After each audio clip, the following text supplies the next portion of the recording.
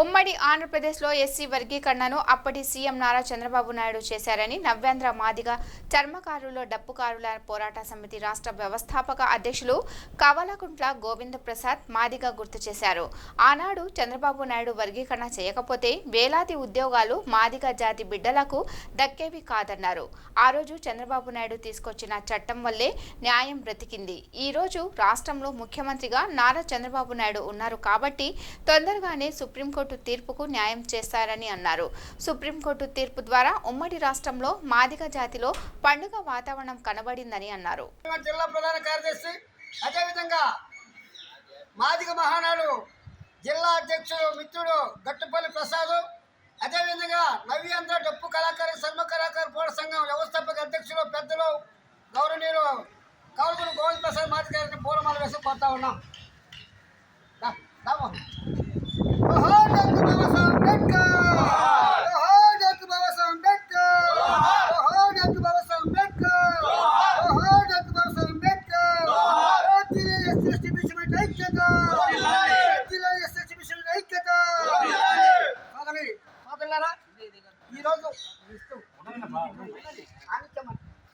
ఈరోజు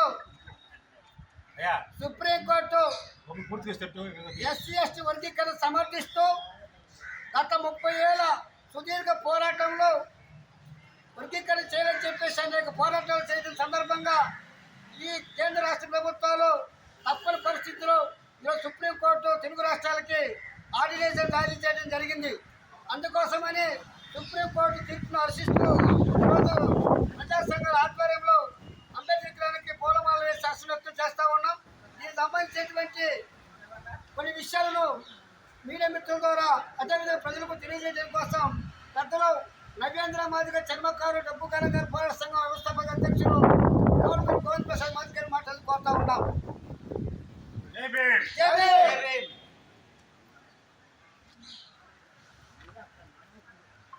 ప్రజా సంఘాల ఆధ్వర్యంలో ఈరోజు సుప్రీంకోర్టు ఇచ్చినటువంటి తీర్పును, ఎస్సీలను వర్గీకరణ చేయాలనే తీర్పును స్వాగతిస్తూ హర్షం వ్యక్తం చేస్తూ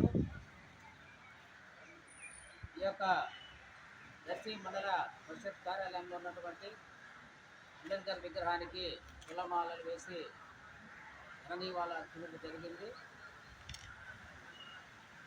ఈరోజు భారతదేశం అంతట్లో ఉన్నటువంటి మాదిగలంతా గర్వించదగిన విషయము.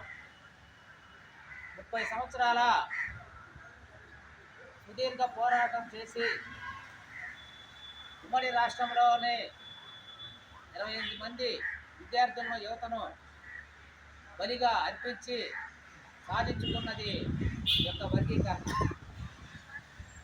గతంలో ఉమ్మడి రాష్ట్రంలో ఉన్నప్పుడు ఉమ్మడి రాష్ట్ర ముఖ్యమంత్రి అయినటువంటి నారా చంద్రబాబు నాయుడు గారు వర్గీకరణ చేసినప్పుడు ఆ రోజుల్లో మాదిగలు 22,000 ఉద్యోగాలు, అలాగే ఇతర మెడికల్ సీట్లు కానీ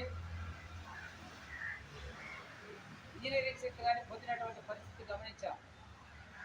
ఈరోజు కూడా సుప్రీంకోర్టు ఇచ్చిన తీర్పు మేరకు ఆయా రాష్ట్రాల వారే వర్గీకరణ చేసుకోవడానికి తీర్పు ఇవ్వడం జరిగింది. అలాగే రాష్ట్రాలకు కూడా ఆదేశాలు ఇవ్వడం సుప్రీంకోర్టు చేసింది. ఈరోజు ఆనాడైతే ఉమ్మడి ఆంధ్రప్రదేశ్లో ఉన్నటువంటి ముఖ్యమంత్రి గారు ఎవరైతే ఉన్నారో నేడు నవ్యాంధ్రప్రదేశ్లో నారా చంద్రబాబు నాయుడు గారి